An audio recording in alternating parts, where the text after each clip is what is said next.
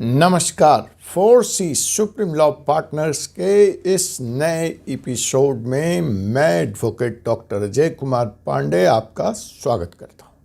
जी हां जनाब, लेकर एक और नया मुकदमा आपकी अदालत में। यह मुकदमा इस बार कानून के रक्षक उर्फ खादी वर्दी के खिलाफ है। जी हाँ, मैं चर्चा कर रहा हूँ इस मुकदमे में अभियुक्त के कटघरे में खुद खड़ी है दिल्ली की पुलिस। दिल्ली की वो जांबाज पुलिस जिसके जिम्मे है देश की राजधानी की सुरक्षा व्यवस्था, और वह सीधे गृह मंत्री, भारत सरकार के गृह मंत्री अमित शाह जी को रिपोर्ट करती है।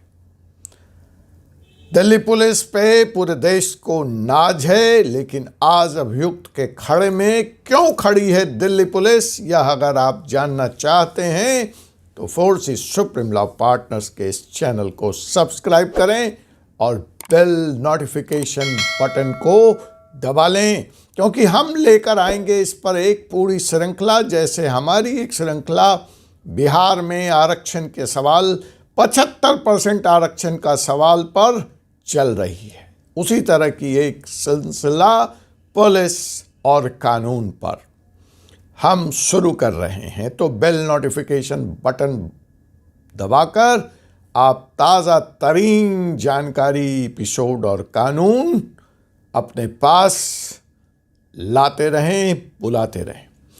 तो आइए बिना किसी लाग लपेट के हम शुरू करते हैं दिल्ली पुलिस के खिलाफ यह मुकदमा। यूं तो पुलिस का काम सुरक्षा देना है, संरक्षा करना है और भ्रष्टाचार के खिलाफ भी एक्शन लेना है, लेकिन इस बार अदालत के कटघरे में खड़ी है दिल्ली पुलिस। और शायद ऐसा पहली बार हो रहा है दिल्ली पुलिस के इतिहास में जब से इसकी स्थापना हुई। इसके पूर्व ऐसा पहले कभी नहीं हुआ था, जहां तक कि मेरी जानकारी है। तो इस बार जो दिल्ली पुलिस सुर्खियों में है वह है भ्रष्टाचार के मामले को लेकर। यूं पुलिस और भ्रष्टाचार के आरोप, चाहे वो कहीं की पुलिस हो, किसी भी राज्य की पुलिस हो, आम लगते रहते। कितनी सच्चाई है, कितनी कार्रवाई होती है, कितना इसमें जनता यकीन करती है, ये सब मैं आपके ऊपर छोड़ता हूं, आप मुझसे ज़्यादा जानते हैं।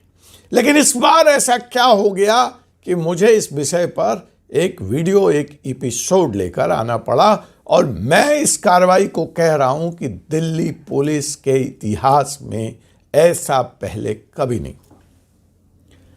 तो सवाल है, और ये सीधे सवाल दिल्ली पुलिस कमिश्नर अरोड़ा जी के लिए भी है, कि क्या आपका डंडा, यूं तो गृह मंत्री जी कह रहे हैं कि नए जो हमारी CRPC आई है, नई IPC आई है, उसमें अभी माननीय गृह मंत्री अमित शाह जी ने DGP and IG की कॉन्फ्रेंस में पुलिस से खुलेआम कहा कि डंडा छोड़ो और डाटा का इस्तेमाल करो।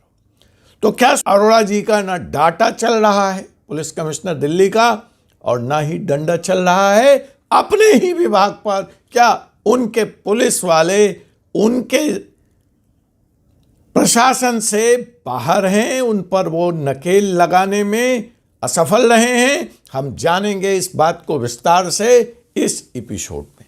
लेकिन मसला क्या है? मसला है दिल्ली पुलिस महकमे पर क्या छोटा अधिकारी, क्या बड़ा अधिकारी, क्या मॉरिस नगर थाना, क्या लोनी का थाना, और क्या लोधी कॉलोनी थाना, और क्या हौज खास थाना, ताबड़तोड़ CBI के छापे। जी हाँ, ये अभूतपूर्व है। अगर इस पूरे साल हम 2023 और शुरुआत 2024 की करें तो एक दर्जन से ज़्यादा CBI ने थाने में घुसकर दिल्ली पुलिस के खिलाफ ताबड़तोड़ कार्रवाई की है, और कंप्लेन वही ब्राइबरी, भ्रष्टाचार, घूस। कहीं पर यह घूस FIR करने के लिए मांगी गई तो कहीं पर यह घूस एफआईआर से, चार्जशीट से नाम निकालने के लिए मांगी गई, कहीं पर यह घूस कंस्ट्रक्शन अलाउ करने के लिए मांगी गई कि जितने लिंटर डालोगे उसके हिसाब से हमें हमारा हिस्सा दो, तो कहीं पर यह घूस दुकान के बाहर सामान रखने को लेकर मांगी गई, लेकिन अपराध वही था, घूस। और इसमें जो लोग शामिल थे वह कांस्टेबल लेवल से लेकर ऑफिसर्स लेवल के लोग शामिल थे। और सीबीआई ने इन तमाम 1 दर्जन कार्रवाई में कैश बरामद किया, पुलिस को रंगे हाथ गिरफ्तार किया। हम मुकदमे को आगे बढ़ाएं तो आइए पहले आपको एक फहरिस्त दे दें। अभी जो ताज़ा मामला आया है 5 दिन पहले का, उसमें सीबीआई ने 2 सब इंस्पेक्टरों को गिरफ्तार किया जो कि कंस्ट्रक्शन से अलाउड करने के लिए पैसे मांग रहे थे। नवंबर के महीने में सीबीआई ने 12 खंबा road, VVIP zone, Lutyens zone के 2 सब इंस्पेक्टरों को गिरफ्तार किया जो 4.5 लाख रुपए की रिश्वत मांग रहे थे। उसके पूर्व मैदानगढ़ी पुलिस स्टेशन जो कि साउथ दिल्ली, अगेन एक प्रीमियम इलाका है, वहां के पुलिस वालों को गिरफ्तार किया। सागरपुर से गिरफ्तारियां हुई, सोनिया बिहार में गिरफ्तारियां हुई, और तो और सीबीआई ने Maidangarhi, Hauz Khas, Mangolpuri, Maurice Nagar, GTB enclave, Sagarpur, special staff division, सब जगह छापेमारी की और गिरफ्तारी की। जानने वाले, दिल्ली पुलिस में काम करने वाले और दिल्ली पुलिस से रिटायर हो चुके लोग इसको अभूतपूर्व कार्रवाई बता रहे हैं। अब इसकी भी 2 थियरी दी जा रही है। एक थियरी है कि क्या अरोड़ा साहब का डंडा फेल हो गया, पुलिस निरंकुश हो चुकी है, वह डिपार्टमेंट में जो भ्रष्टाचार है उस पर लगाम नहीं लगा रहे हैं या लगा पाने में असफल हो गए हैं। दूसरी थ्योरी है, अब इसकी भी 2 थियरी है। एक तरफ मामलों के जानकार बता रहे हैं कि क्या, या सवाल पूछ रहे हैं कि क्या वर्तमान पुलिस कमिश्नर पुलिस के अंदर जो भ्रष्टाचार है उसको रोकने में नाकामयाब साबित हो गए? क्या वर्तमान एलजी साहब अपना कंट्रोल दिल्ली पुलिस पे खो चुके हैं? और विपक्ष के नेता और पार्टियां यह आरोप लगाती हैं कि सीबीआई, ईडी सिर्फ विपक्ष के नेताओं पे काम के खिलाफ कार्रवाई करता है। उनके लिए भी यह जानकारी है कि दिल्ली पुलिस तो आपके साथ नहीं है, भ्रष्टाचार पर लगाम लगाने के लिए वहां भी कार्रवाई हो रही है, आप नोट कर लें। तो जो कि प्रधानमंत्री नरेंद्र मोदी जी कहते हैं कि भ्रष्टाचार चाहे किसी के खिलाफ हो, उसके खिलाफ कार्रवाई होगी। कम से कम दिल्ली पुलिस के मामलों में तो प्रधानमंत्री जी बिल्कुल पाक साफ नजर आते हैं, अमित शाह जी पाक साफ नजर आते हैं। और यह जो कार्रवाई है, ताबड़तोड़ कार्रवाई, ऐसा बताया जा रहा है दिल्ली पुलिस के इतिहास में पहले कभी भी नहीं हुई। तो जो सवाल यहाँ पे है, जो मैं पुनः उठा रहा हूँ कि क्या दिल्ली पुलिस, वर्तमान दिल्ली पुलिस कमिश्नर अपने डिपार्टमेंट में, अपने महकमे में, अपने नाक के नीचे भ्रष्टाचार रोकने में असफल रहे हैं?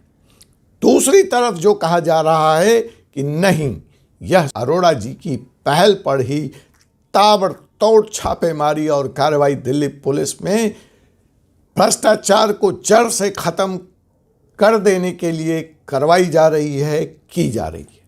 कानून इस बारे में स्पष्ट है कि भ्रष्टाचार को रोकने के लिए, भ्रष्टाचार के खिलाफ कार्रवाई करने के लिए दिल्ली पुलिस पर सीबीआई को छापा मारने के लिए किसी भी तरह के इजाज़त, परमिशन, फॉर्मल, इनफॉर्मल, औपचारिक, अनौपचारिक ज़रूरत नहीं है। हाँ, अगर छापा मारने के बाद तथ्य और गवाह और सबूत सीबीआई इकट्ठा कर सकती है तो कार्रवाई करने के लिए कॉम्पिटेंट अथॉरिटी की उसको परमिशन लेनी पड़ेगी, यह कानून कहता है। तो दो पक्ष हैं कि पुलिस कमिश्नर खुद कार्रवाई करा रहे हैं, सीबीआई का पक्ष है कि उन्हें ऐसे किसी भी परमिशन की दरकार नहीं है और उनके पास जो इनपुट हैं, जो दिल्ली पुलिस में भ्रष्टाचार फैला हुआ है, उसको रोकने के लिए छापों, रेड कार्रवाई की है, सक्रिय कार्रवाई, ताबड़तोड़ कार्रवाई का दौर आने वाले दिनों में भी जारी रहने वाला है। तो दिल्ली पुलिस के अफसर सावधान, सावधान, सावधान। इसमें जो सबसे बड़ी बात है कि यह जो सारे मुकदमे हैं वह जनरली, वैसे तो अलग अलग मुकदमों के अलग अलग तथ्य हैं, वो जाकर देखना पड़ेगा, लेकिन जो एक कॉमन रिमार्क दिया जा सकता है, ये सारे मुकदमे under section 120B read with section 7 13 bracket 1 bracket D read with section 13 bracket 2 of prevention of corruption act 1988 के तहत की गई है। और ऐसा देखा गया है कि सीबीआई ने जब दिल्ली पुलिस के खिलाफ ऐसी कार्रवाई की है तो कई मामलों में कन्विक्शन तक ले जाने में सफल हुई है और दिल्ली पुलिस के इंस्पेक्टर्स और सब इंस्पेक्टर्स या अभियुक्तों के खिलाफ 3 साल, 4 साल, 5 साल, 4.5 साल की रिगरस इम्प्रिजमेंट कोर्ट के द्वारा दिए गए हैं अपराध साबित हो जाने पर। साथ ही साथ इस एक्ट में फाइन भी लगाया गया है जो 40,000 रुपये से लेकर लाख रुपए तक की फाइन है। तो अब यहाँ यह देखना दिलचस्प होगा कि सीबीआई की यह ताबड़तोड़ कार्रवाई दिल्ली पुलिस महकमे में फैले भ्रष्टाचार पर लगाम लगाने में सफल हो पाती है, कितनी सफल हो पाती है, यह भी एक असफल कार्रवाई का हिस्सा बनकर रह जाती है। दूसरी महत्वपूर्ण बात जो यह जनता जाननी चाहेगी, जो हम जानना चाहेंगे कि क्या सीबीआई इसको लॉजिकल कंक्लूजन तक, अर्थात अपराधियों को कन्विक्शन तक, सजा दिलाने तक लेकर जाने में सफल होगी। दिल्ली में जो average from the date of FIR to the judgment का जो एवरेज टाइम स्पैन है वो 2 से 3 साल है, तो यह कोई लंबा वक्त नहीं है जब जनता इन दर्जन भर सीबीआई छापों की हकीकत से रूबरू हो पाएगी, वह जान पाएगी कि क्या इन अभियुक्तों को सीबीआई सजा दिलाने में सफल हुई या नहीं हुई।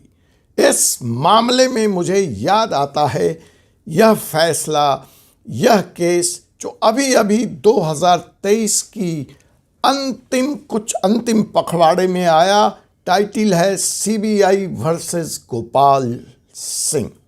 बड़ा ही दिलचस्प मुकदमा था, इस पर मैं लेकर आऊंगा एक अलग से एपिसोड जिसमें हम विस्तार से चर्चा करेंगे उन बारीकी कानूनी प्रावधान की, सीबीआई कैसे काम करती है और कैसे छापा डालती है और अंततः कैसे गवाहों और सबूतों को इकट्ठा कर कन्विक्शन तक ले जाती है। इस केस में दिल्ली पुलिस के सब इंस्पेक्टर गोपाल सिंह की को दोषी पाया गया था और उन्हें सजा हुई थी। तो खास करके जो कानून के विद्यार्थी हैं और जो क्रिमिनल प्रैक्टिस करने वाले, सीबीआई की प्रैक्टिस करने वाले हमारे वकील भाई हैं या जो उस क्षेत्र में प्रवेश लेना चाहते हैं, उनके लिए इस मुकदमे को डिकोड करना, इस मुकदमे को मैं डिकोड करूंगा यहाँ इस चैनल में। तो आप अगर इंटरेस्टेड हैं उन बारीकियों को समझने में और जानने में और सीबीआई की प्रैक्टिस शुरू करने में, तो उस एपिसोड को देखना ना भूलें। यह एपिसोड पेड एपिसोड होगा। इस एपिसोड का ट्रेलर तो यहाँ उपलब्ध होगा, लेकिन इसकी डिटेल्ड बारीकियाँ हमारे पेड सेक्शंस में ही उपलब्ध होंगी, जहां आपको जाकर सब्सक्राइब करना पड़ेगा और हमसे भी आप 1 to 1 इस विषय पर बात कर सकते हैं, रूबरू हो सकते हैं। लेकिन चलते चलते मैं बता दूं कि इस केस में सीबीआई वर्सेस गोपाल सिंह में कोर्ट ने एक बड़ी महत्वपूर्ण टिप्पणी की थी। अपना फैसला सुनाते वक्त कोर्ट ने कहा था, जो यहां पे भी लागू होता है, जो हर सरकारी अफसर पर लागू होता है, कि with great power comes great responsibility. यह बाइंडिंग वॉक है। कोर्ट आगे कहता है कि this adage becomes an compulsory code of conduct especially for public servants. It means that power cannot be simply enjoyed for its privilege alone, but necessarily makes its holder morally responsible both for what they choose to do with it and what they fail to do with it. अर्थात court कहता है, with great power comes great responsibility. आपको जो शक्ति दी गई है वो जनता को सर्व करने के लिए दी गई है। जिम्मेवारी भी आपकी, जितनी ज़्यादा पावर, जितनी ज़्यादा शक्ति, उतनी बड़ी जिम्मेवारी आपके ऊपर है। कहता है यह कंपल्सरी कोड ऑफ कंडक्ट है किसी भी सरकारी महकमे में काम करने वाले पब्लिक सर्वेंट का। आप पब्लिक के नौकर हैं, आप उन पे शासन करने के लिए नहीं नियुक्त किए गए हैं। आपको पब्लिक के टैक्स से ही तनख्वाह मिलती है। अतः इसका मतलब है कि जो पावर आपको दी गई है वो एंजॉय करने के लिए नहीं है, बल्कि उसके साथ आती है मॉरल रिस्पॉन्सिबिलिटी, नैतिक जिम्मेवारी दोनों के लिए, कि आप इस पावर के द्वारा क्या करेंगे और क्या नहीं करेंगे, और साथ ही क्या जो आवश्यक है इस पावर के तहत, जो जनता की सेवा करने का दायित्व आपके ऊपर है, उसमें भी चूक अगर करते हैं आप, उसकी भी अवहेलना करते हैं, तो यह करप्शन के तहत ही आएगा। इस फैसले पर, इस केस पर, इस दिलचस्प केस पर, सीबीआई वर्सेस गोपाल सिंह, हम जल्द ही बात करेंगे अलग से। यह केस इसलिए भी दिलचस्प हो जाता है कि एक पारिवारिक लड़ाई में लोधी कॉलोनी जैसे जहां सरकारी अधिकारियों का निवास है, वहां एक पारिवारिक लड़ाई में हिम्मत देखिए एसआई गोपाल सिंह की। वह न सिर्फ 2 लाख की रिश्वत मांगता है महिला से, बल्कि सेक्सुअल फेवर भी मांगता है, वीडियो पर सेक्स करने की बात कहता है। तो अगर आप चाहते हैं कि इस मुकदमे की बारीक पहलुओं से आप अवगत हों, तो यहीं मुझसे doctor Ajay Kumar Pande, advocate supreme court of India से मिलिए अगले एपिसोड में। तब तक आप देखते रहिए हमारा यह लॉ का इकलौता YouTube channel 4C supreme law partners. Join करें, सब्सक्राइब करें, शेयर करें, कमेंट के माध्यम से हमें बताएं आपको और किन विषयों पर ऐसी दिलचस्प जानकारी चाहिए। हम पूरी कोशिश करेंगे आप तक लेकर आने की। तब तक के लिए मुझे अनुमति दीजिए।